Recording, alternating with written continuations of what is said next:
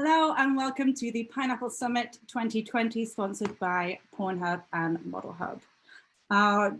This year's summit is in memory of Dr. Amy Harwick, who was a pineapple sport therapist, a friend, and an absolute incredible person, beautiful inside and outside.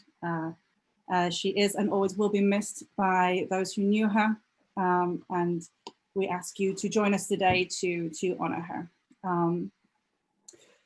Today, we're going to be focusing around stalking, bullying, abuse, relationships, trauma, and anxiety. If you've had experience with any of these or would like to speak to one of our therapists, counselors, or volunteer listeners, please do reach out. Equally, if you'd like to donate, you can do that at pineapplesupport.org, and every single dollar helps. We have today the glorious Kelly Marsh, who is our Vice President in the UK, will be your presenter while I'm backstage attempting to do a better job of the technical part today. Not my forte. And I will attempt to do a better job. It's our first times, kind of. So up first we have Kristina Andaya, who's joining us now. Hey, hello. Kristina. Hi. Kristina is one of our Vegas therapists, and she's going to be presenting on anxiety and depression management today, which we would definitely want to do because obviously my anxiety has been going through the roof this year. So I'm going to be listening intently, and I'm going to hand over to you now, Kristina. If you've got any queries or questions, you just let us know, but I'll leave you in the capable hands of the audience. Wonderful. Thanks so much. Thank you so much. Bye-bye. Great. So it's so wonderful to see everyone here today. And like Kelly shared, we're going to talk a little bit about anxiety and depression. So I'm going to go ahead and see if I can share my screen real quick. And just 1 second here.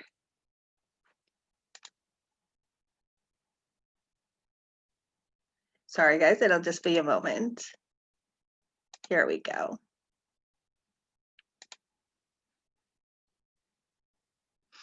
Okay. And I think it should come up now for everyone to see, hopefully. Just a second, we're having a little difficulty here getting connected. There we go. Oh, still not working. So we'll go ahead and get started. That's okay. Oh, there it is. Perfect. So let me get my slide share on here, and we're going to talk a little bit about how to manage anxiety and depression, but also wanted to share with you guys today a little bit about what anxiety and depression are and how they relate to our bodies and our brains, because it's really important that we understand and can relate to the idea that these components of our mental health actually can have big impacts on our bodies. And as adult performers and workers, we want to make sure that we are also being real consistently taking care of our physical bodies. So we'll go ahead and get started with anxiety, and we'll just kind of do a little bit of information on both anxiety and depression. So to get started with anxiety, anxiety is defined as a severe, persistent, and oftentimes debilitating worry that changes the way that we function. And it brings on avoidance. So you might find that when anxiety hits, sometimes people get really proactive and start doing things that are functional. Sometimes people go the other route where they kind of pause and are unable to, function in their normal day-to-day activities. So anxiety is basically a reaction to a perceived threat. So we know in a therapeutic sense that anxiety equals fear. So it's a fear-based emotion. And we have the ability to perceive a threat that's coming at us that's stressful or dangerous. We often sense the unease before a significant event. So your subconscious, your mind actually has the ability to perceive a threat before you're consciously aware that it's actually happening. Anxiety is an adaptive response, allowing us to perceive danger and prepares us to cope with the environment around us. And while some level of anxiety keeps us on our toes and alert, anxiety disorder can feel far from normal and be severe. So everybody's probably experienced some level of anxiety in their life, or had an experience that's been fearful, or where you have the ability to perceive a threat coming at you. But there are sometimes that it can be more severe, and that can change the way that we function. So the types of anxiety that we include are generalized anxiety disorder, social anxiety disorder, which is just as it sounds, more anxiety in social settings or social environments, post-traumatic stress disorder, or PTSD, that is surrounded around a traumatic event. And what is interesting is there's also obsessive compulsive disorder that fits into that. Specific phobias also would be part of what would cause anxiety for us. So what's depression? So depression is a little bit different than anxiety, although they do actually go hand in hand a lot of the time. So depression, or major depressive disorder, there are degrees of depression. So if we're talking about more on the, a major depressive disorder, it's actually very common, and also a serious medical issue that negatively affects how we feel and the way that we think and how we act. So it affects our thoughts and it affects our behaviors. Depression causes feelings of sadness and or of a loss of interest in activities you've maybe once enjoyed. It can lead to a variety of emotional and physical problems and can decrease your ability to function at work or at home. Depression symptoms can vary from mild to severe, and oftentimes include feelings of sadness or having a lower mood or a depressed mood, a loss of interest in, or pleasure in activities once enjoyed, and changes in appetite. So sometimes with depression, we will notice weight loss or gain that has nothing to do with like dieting or exercise or things like that. Sleeping is really an important component of really every type of mental health. So sleeping, it kind of gives our body that ability to rest and reset and rejuvenate. So when we have that time, it's a period of fasting even. When our sleep is disrupted, we can find that we have a propensity to be more depressed, we can have more anxiety, and it kind of just takes us off the even keel of our day. So we're a little bit imbalanced. We also can experience loss of energy or increased fatigue. So feeling tired, feeling exhausted, feelings of worthlessness or guilt, difficulty thinking, concentrating, or making decisions, and then of course thoughts of death or suicide. So we always want to make sure that we are very knowledgeable, of course, of safety, and in the event that we are feeling in a place where suicidal ideation is something that's happening for us, that we want to make sure that we take the measures to keep ourselves safe and utilize any information or connection that we have, even in the sense of like a crisis line or a national hotline that we can reach out and get support. So let's talk a little bit about how this works with the brain, because the brain functionality is really important to how anxiety and depression actually work. And it's kind of the cornerstone of how everything kind of flows throughout the body. So our brain has a small, very almond-shaped section, and you'll see it here. It's called the amygdala. It's that little green thing. So the brain's, the function of the amygdala is that it is our fear center. So it's a section called the amygdala. It sits in the temporal lobe of the brain. So a little bit down further into the brain, a little bit closer to the brain stem. And it actually helps trigger what we call our flight, fight, or freeze response. Now, to add to that, there's two others that we do recognize at times, and that's fawn and sometimes faint, or collapse. So these are all components, and these are all different aspects of anxiety and how it works in the brain, but more importantly, it's reactive. So we know that this part, the amygdala, controls what we call our sympathetic nervous system. Our parasympathetic nervous system is which we sit in most of the day. When we're in our frontal lobe, we have rational thought. We're pretty good. When we sit there, we're okay. When we have a perceived threat, our amygdala might start kind of what I call lighting up, and we are perceiving a threat and what we need to do about that. So we oftentimes choose flight, fight, or freeze, or fawn or collapse, faint. And what it does is it helps to attempt to mediate panic and anxiety. So the amygdala is best known for its role in processing fear, and research suggests that the amygdala has the ability to assess fear before we are consciously aware that it's actually happening. So the amygdala is pretty powerful. It does a lot of things that help you function in fear and help protect you actually while you're in a fearful or traumatic moment. The interesting thing about this is that the amygdala is a structure of the brain, and there are a handful that as we sit in a state of fear, as we are a little bit more fearful, and we stay in that space a little bit longer than maybe we should, or we are unable to mitigate that, then the amygdala can actually become inflamed and in a sense grow. And so we want to make sure that we have the coping mechanisms and the skills to mitigate stress and anxiety and panic, to make sure that the amygdala stays its size and as it should, which again, our fear center is the size of an almond, which is really actually pretty interesting. So how does depression affect the brain? So this is a really good,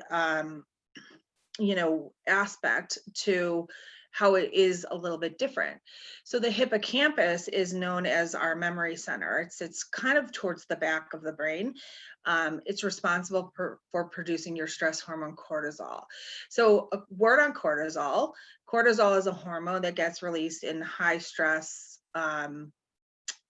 situations, but it also is a hormone that can be useful. It's very useful in some situations where like we need to experience a mix of hormones. So like if you're on a treadmill and running, cortisol is going to kind of play into that.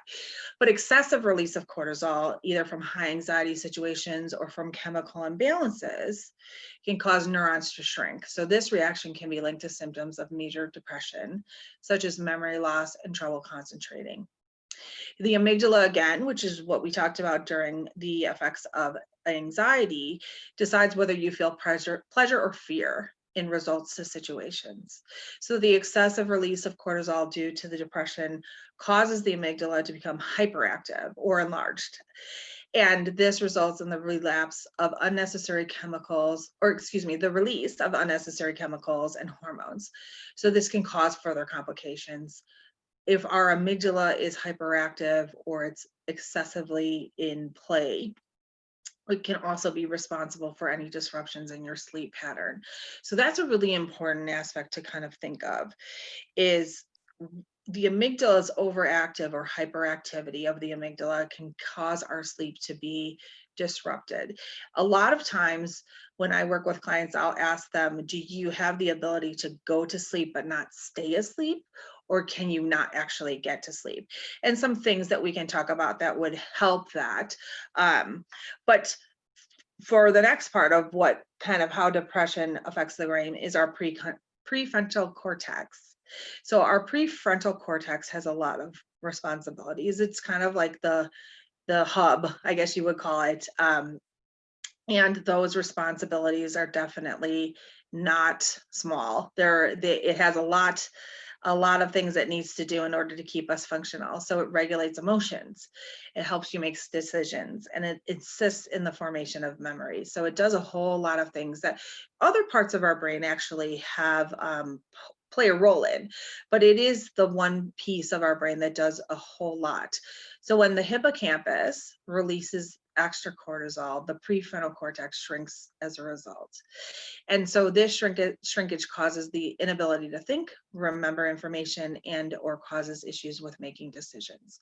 So just really quickly, I want to express that the brain is it's not shrinking to never come back to its normal state. It does have the ability to do that, of course, and it can become inflamed, but then shrink back down to what its normal state would be. So it does a lot. It has obviously a huge role in our complete functionality of our body and our behaviors and our thought processes. But it also has the ability to kind of restore itself when we get to a place where we are managing all of our emotional and behavioral aspects well. And I think we had a quick question, or I just wanted to check the chat. Oh, that's wonderful. So 67 Truth has added a good resource here in the chat that would be wonderful to look at, 12-step groups that deal with emotions. So thank you so much for sharing that. That's wonderful. So let's talk a little bit about the body now. The body has a big role in, just kind of what we do for work, what we do in our personal life. And we want to make sure that the body is actually in a good state on a daily basis to be functional and do all the things that we actually have to do. So how does anxiety affect the body? So anxiety can give us a bit of a sense of doom. It can cause frequent feelings of impending doom. You may also notice that it gives you the inability to concentrate. So you might feel a little bit like you just can't put your finger on something, or you might feel a little bit like you have a thought in your head and it's on the tip of your tongue, but you maybe can't get it out, or you just can't get through. If you were doing a video or a live stream or something like that, you just can't seem to concentrate fully on what you have going on. So it has the ability to do that. Panic attacks, of course, are another one that anxiety kind of plays on the body with. So panic attacks from anxiety can lead to physical symptoms, including chest pains or constrictions, heart palpitations, dizziness, flashes of heat throughout the body, and tunnel vision. Panic attacks can also make us feel physically sick. So beyond these type of symptomology, we can also feel nauseated. We can have headaches. As in therapy, one of the things that we notice for children is that 99% of the time, if a child says that they have stomach aches and there's no related medical problem, that's anxiety. So it can play a huge role in how you actually feel. And what we want to do, of course, is mitigate those symptoms or mitigate the anxiety to make sure that our physical body is feeling well. Anxiety can actually cause depression. So chronic anxiety can increase your risk for depression. It can cause common symptoms that include social withdrawal, loss of interest in things that you once loved, and of course, feelings of guilt or hopelessness. And headaches, again, are common from constant worry and stress. Heart palpitations, a little more on this, can typically occur with panic attacks, but can be seen with anxiety more generally. Quickening of pace and intensity is very common. So you might feel some of these, you might have wondered kind of what those are, and it's a very good chance that you may be feeling some anxiety at the time. I always let people know that it's very important, if you are feeling symptoms in your physical body, to make sure that we always couple any type of work in therapy or any other areas, that if you're reaching out for support groups or you are talking with friends, that you always make sure that you are medically well. So having yourself checked by a doctor is always a wonderful idea to make sure that there are no other outlying problems that you might be experiencing. So a little bit more information on this. Anxiety can cause shallow, rapid breathing. So you might feel like that constriction of the chest where you can't quite get your breath. Anxiety can cause decrease of sexual desire. It can cause stomach pains and can be accompanied by nausea and diarrhea. Anxiety can be exhausting, leaving you feeling wiped out. So if you are a person who, or individual who experiences anxiety attacks or panic attacks, you can actually feel like you've run a marathon right afterwards. So being in tune with your body and understanding that it needs that time to rest and restore is really important. You may experience sleep disturbance from anxiety again, and your anxiety, when it flares up, it is common to feel your blood pressure rise. So that feeling of like that heat rush, or, you know, a little bit off balance, a little bit dizzy, or even that sense of, which I'm sure many people have felt before, that sense of kind of like the brain fog, where you're just kind of a little bit not in tune with kind of like your perception. And then anxiety can also contribute to unexplained body aches and pains. One of the things that I notice very commonly in the individuals that I work with is that, yeah, after a bout of anxiety, something that has caused fear, a traumatic event, people report being sore as if they've been like in a car accident. Not a terrible car accident, of course, but like just, you know, one of those a car accident that you might have gotten a jolt, and those can cause a lot of aches and pains. So, you know, shoulder pain, neck pain, back pain, those can be symptoms of anxiety. So just to kind of keep that in mind when you are trying to mitigate those experiences, and if you are noticing that you have some physical symptoms, that's okay. But always make sure that you have a doctor that you can, you know, trust, and that is an ally for you, and can also make sure that there's no other reasons for those symptoms. So let's talk a little bit about how depression affects the body. It's a little bit different, a lot of some similarities, and we'll just kind of go over these again. So depression can be what we call a vicious cycle. I know that sounds a little bit daunting and scary, but it is something that can feel like that. The symptoms generally affect the activities of daily living, which can then increase, or in turn increase, the intensity of the depression. So major depressive disorder is something that we diagnose in a therapeutic sense. It is when patients or clients who have 5+ of the following symptoms on a daily basis for longer than 2 weeks. That's when we kind of get into this type of diagnosis. Again, this is not a hard, fast rule. In, you know, there are different grades of depression, of course, as we've talked about previously, but just to kind of give a quick idea of what this looks like and how it would work in a diagnostic sense. So continued feelings of sadness and hopelessness. And just a quick word on that, hopelessness and helplessness are two kind of varying things. One of the things that I really like individuals to understand is, as we talk about anxiety and depression, it's really important to remember that we are unique individuals. So no matter how you express yourself, what you do for a living, what you do in your personal life, if you're married or unmarried, if you have kids or no kids, it really is not indicative of anything that has to do with the general idea of anxiety or depression. I want everyone to understand that we are unique human beings, and that means that your anxiety and or your depression doesn't have to look like anybody else's. It is completely unique to you. And that itself makes it important for us to remember that while you might feel some of these symptoms and not others, you might feel other symptoms that might not even be listed here, those are still can be indicative of a depressed state or anxiety. It doesn't have to align it perfectly. So just to keep that in mind, how you feel and the way that your thought process is really, really important.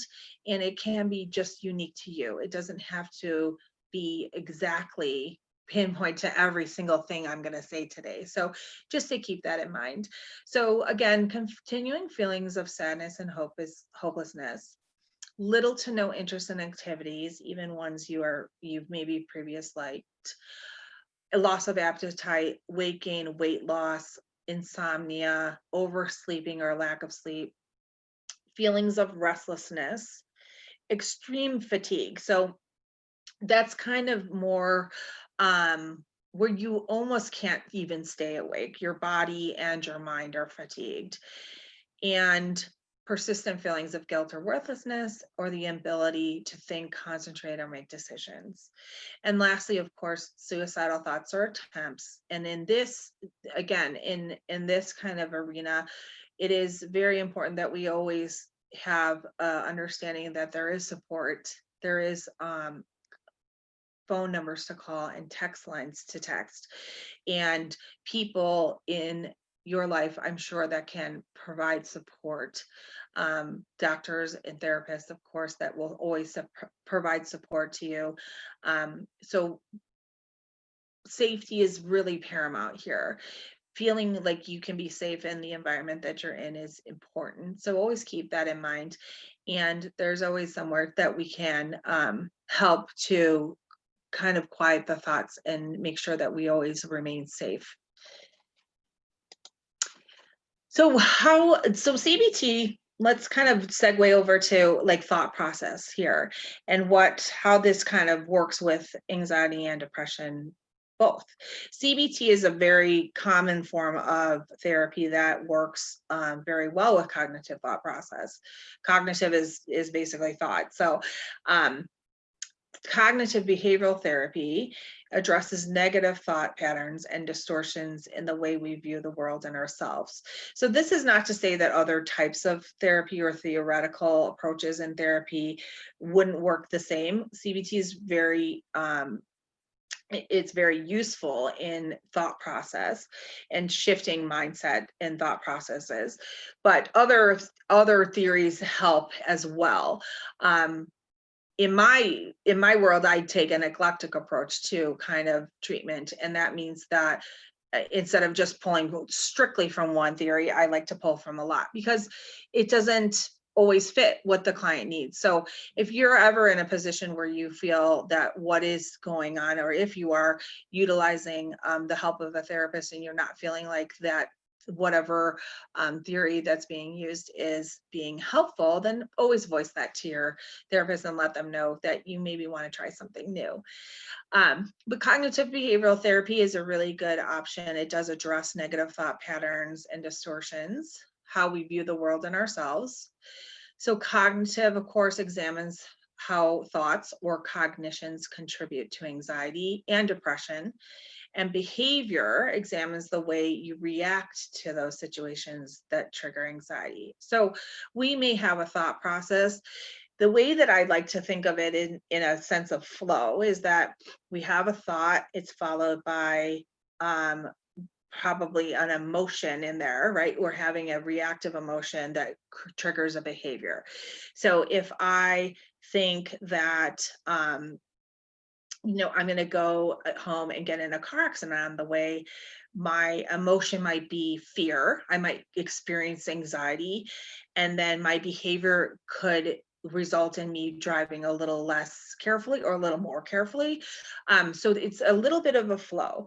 Now, the process and how this works, and the important part here is that we do have those moments in between this flow where we have the ability to kind of take a quick pause and counterthink the thought, maybe the negative thought, and kind of shift it a little bit so our emotional state and our behavior isn't necessarily in line with the original thought. So I could, for example, say to myself, I'm going to go home and I'm on the way, I'm going to get in a car accident. I have a split second to say, you know what, actually I'm not. I'm going to be safe. I'm going to drive all the way to the right and stay in the slow lane. And then I'm going to reduce my anxiety by the thought process changing. And then I'm going to have a different behavior. And I'm going to react to my situation differently, so I'm not triggering anxiety. So a little bit about how CBT works. It's pretty involved. it does help us kind of reframe the way that we think about certain things. So how do we challenge a thought? So we identify what the negative thought is. In this instance, it might be the negative thought is, I'm going to, again, get in a car accident. How do I challenge that? Just kind of, as I said before, we would take a look at how I can shift that. What in that thought is not actually true? I like to play a little game I call it high school science. So it's to identify the thought. The thought is actually your hypothesis, if you will. And when we have the hypothesis in there, we want to, say, is that true? Can I debunk this thought? And do evidence-based thought process from there. So what are the things that does not prove that this is going to happen? How can I tell myself that this isn't actually true? And then I'm challenging my negative thought. So I like to use percentages. Numbers speak really well. So if I were to say, if I'm going to challenge the thought that I'm going to have a car accident, and then what would the percentage be that I will? If I can say 99% of me says I absolutely will not have a car accident, then at least I have, that high of a threshold to believe that I can challenge that thought. And then the last one would be to replace it.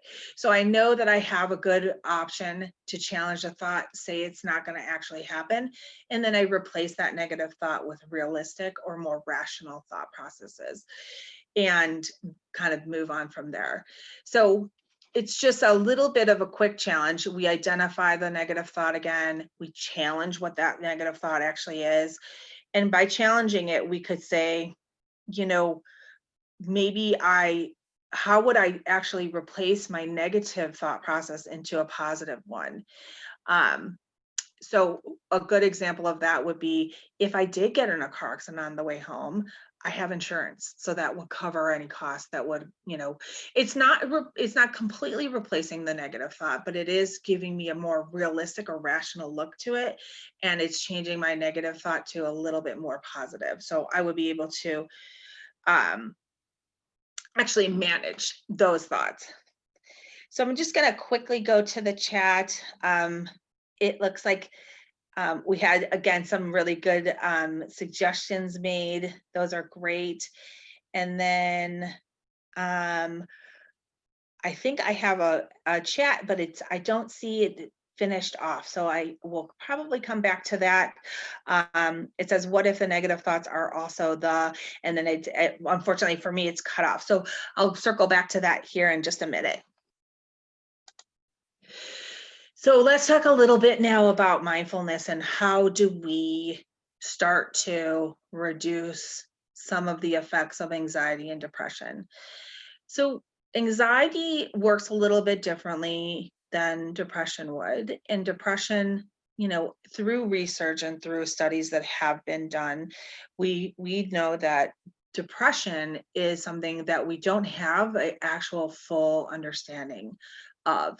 And so I don't want to present to you today that there's answers and there's all these different things that we can do to make sure that depression never happens, because we want to be realistic, and that saying things like that isn't actually realistic.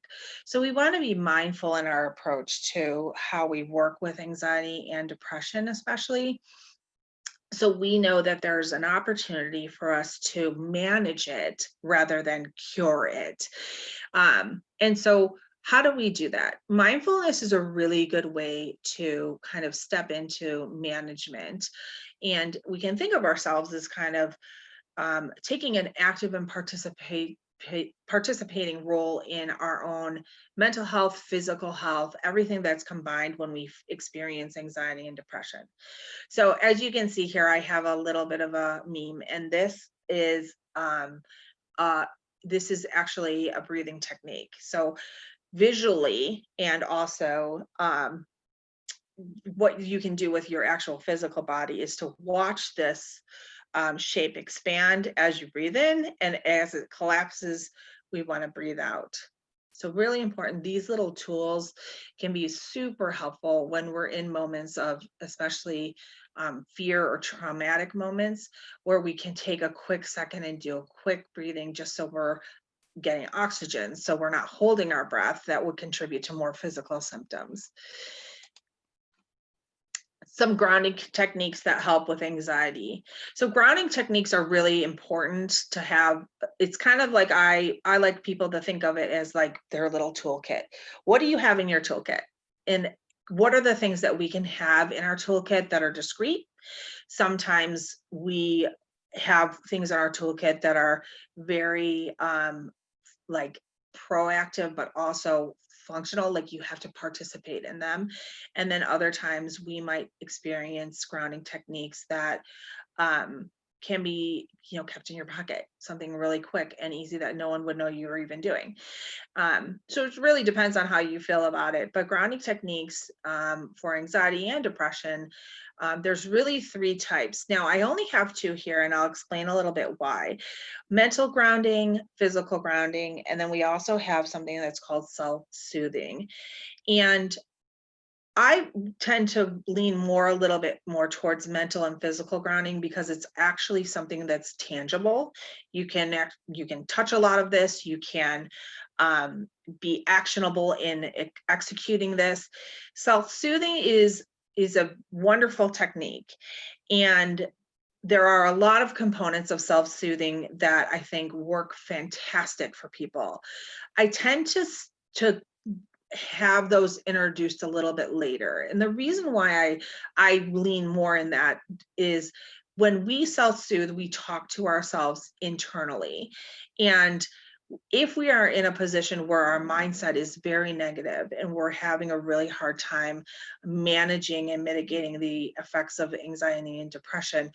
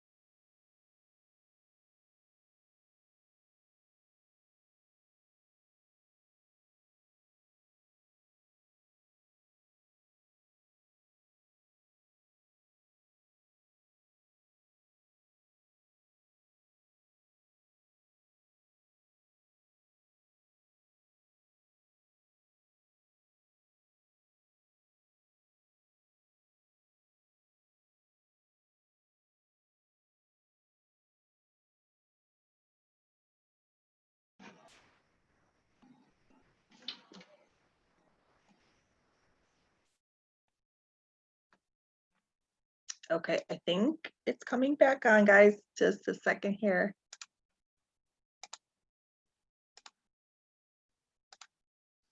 There we go. All right, sorry about that. I seem to have lost my connection, but thank goodness for the hotspot. So let's kind of pick up where we left off. I'm gonna go ahead and share my screen again so we can talk a little bit more about those grounding techniques. And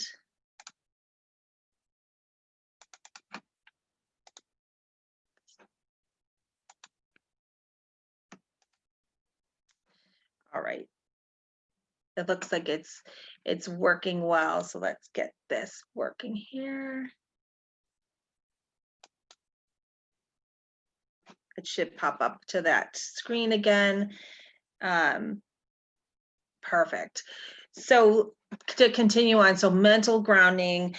So techniques, when we talk about techniques in therapy for grounding, I mean, it has a lot of probably different meanings, but in therapy, when we talk about grounding, it literally means to detach from pain. How do we do that? We detach from pain in a lot of different ways. We can detach from pain through anxiety and depression. And we look for a lot of ways that we want to do that in a more healthy way. So here are some obvious reasons that we can do that. Mental grounding is when we use basically our mind. We describe an environment in detail using all of your senses. So the walls are white, there are 5 blue chairs, counting the things that are in your environment very specifically. And then again, we can describe objects, so sounds, textures, colors, smells. You can do this pretty much anywhere, and you can do it internally. So you don't have to speak it out loud. You can actually do it as you are looking around just in your head. We can play a categories game. So how many types of dogs can you name? I mean, I don't know if everybody could do jazz musicians, but it is a good example. That would definitely keep you distracted and grounded. Animals or famous people that begin with a letter of the alphabet, cars, TV shows. So lots of different options there. And then describing an everyday event, activity in great detail. For example, describe a meal that you may have recently eaten. If you have a very specific recipe.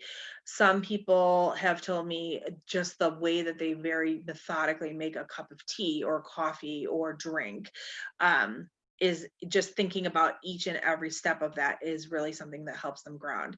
And then a really important one is to talk out loud. So a lot of times when we say things in our heads, it sounds a lot different when we say them out loud. One of the homework assignments that I like to give people is to walk around and talk out loud. So talking their thoughts into actually verbalizing them. And that helps to really give us a different view of it. It helps us look through it from a different angle even. Physical grounding is probably my favorite. And the reason why I like it is it really does use your 5 senses. So running cool or warm water over your hands, quickly going to, the sink and just kind of running water over your hands. Now, as an aside, the inside of your wrist is a very sensitive area on your body. So even running the water over that area would be helpful as well. Grabbing tightly onto your chair as hard as you possibly can, and notice the sensations and the experience, touching things, carrying a grounding object in your pocket, like a small rock or, something sentimental even. Noticing your body. This one's really good. So you want to notice how your body actually feels as you sit in a chair, as you have your feet planted on the floor. When you notice your body, just a good kind of way to do that is to sit comfortably, 2 feet planted on the floor and our palms in our lap or on our legs, and just giving us the sensation that we can feel each aspect of it and notice like weight and things like that, wiggling your toes. Stretching and extending your fingers, arms, and legs, of course, and then eating something in a savory way. So mitigating anxiety, for a really good example, and I know that we all have our different likes of levels of spice, but I always have, especially like little kids, I always have mom or dad or guardian keep like a bag of Takis in the house. So I don't know and or believe any child that tells me that Takis aren't hot, because those things are hot, and you can get all kinds of ones that are very, very hot. So just popping a Taki or something hot, spicy, something super sweet in your mouth, it really kind of just takes you out of that moment. And then focusing on your breathing, of course, noticing each inhale and exhale. The last one that I always tell people to kind of try first, and the reason why it works so well and the physical aspect of grounding works so well, is because your brain has the ability to, it has the ability to do a lot, but it doesn't necessarily always have the ability to decipher between two distinct thoughts when there is a presence of a physicality there. So I always like people to hold ice cubes in their hands, because your brain cannot negate the fact that you're holding something cold, and it's immediately going to go to that first. So I'm just going to kind of speed up a little bit here because we're running out of time. But so for depression, changes in our brain caused by depression can seriously affect the way our brain functions. It can also exacerbate the symptoms of depression. So fortunately, depression treatment can combat the ways that it tends to affect the brain. So again, back to kind of just a word on depression, it is difficult because we don't know everything about it, and people experience symptoms very uniquely as individuals. So obvious couple things that you can look into for stabilizing depression: medication, psychotherapy, and of course, and self-care. So a quick word on medication. This one, some people find it useful, some people don't. And that's really your unique way of kind of managing your depression. So if you feel that medication is something that you would like to try, absolutely 100% speak to your doctor or therapist about that, or a psychiatrist. And if not, then that's perfectly okay. Sometimes people don't react well to medication, and it's just not something that they want to experience. So we look to mitigate depression in other ways. Therapy is a really good one. Obviously, I'm going to say that, but it can, there are several theories and work that can be done in therapy that can help to strengthen the regions of our brain that need some extra support.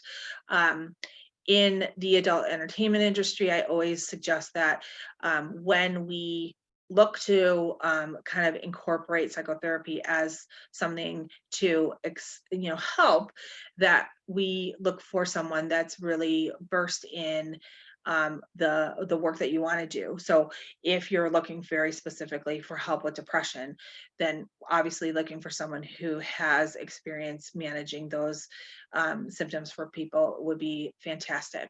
Also, someone who's going to be an ally for you. So always keeping your best interest at heart, being knowledgeable about what your needs are, that's going to be really important when you look for someone to use for therapy. And then, of course, self-care. Self-care is really hard. And, we experience self-care in a lot of different ways. Some people, experience help from self-care by sleeping. Of course, if your body needs sleep, then that's going to be important. Sleeping isn't necessarily ideal, especially if we're trying to combat depression, but it can obviously disrupt your sleep a lot. So self-care can look like a lot of things. It can look like meditation. It can look like, of course, journaling, breathing exercises, yoga, all of these things that we would, commonly use as the thought process of self-care. But self-care can also be things like balancing your checkbook. Self-care can look like, having 2 cups of coffee one day instead of 3. So kind of explore the idea that you have the ability to feel good or feel empowered or feel like you're reclaiming part of your day-to-day activities by the utilization of self-care, but it doesn't always have to look like the common norm of what we in society say is self-care. So explore some out of the box ideas. Lastly, just a quick note on breathing techniques. So there's a technique in breathing called box breathing. It's a 4x4. So we would take one breath in, we would slowly do that through the nose, right? We take it in for a full 4 seconds. We want to hold that for a full 4 seconds, and then we want to exhale out of the mouth for a full 4 seconds. So keeping in mind, 4 seconds isn't necessarily the end all number count. So some people can't do 4 seconds. So they need to lower it to 3. Some people can do 6. So just kind of immediate kind of release for your body and your mind, just to concentrate on the fact that you are breathing is helpful enough. So it doesn't necessarily have to look like a specific type of breathing, but you can, or a technique of breathing, but just focusing on your breath can help bring you back to center and ground you. And then a couple tips for breathing. So lengthening your exhale is linked to the parasympathetic nervous system. So that's the one we want, right? We want to feel that calm, that calming effect in our rational mind. So exhaling for a longer count can be good. It influences our body's ability to relax and calm down. Inhaling through the nose and exhaling through the mouth is regulated breathing that helps us kind of get our breath regulated. And then inhaling and exhaling through the mouth. So think of your mouth just kind of being open. It provides a bigger influx of oxygen. So again, another option for a couple techniques of breathing.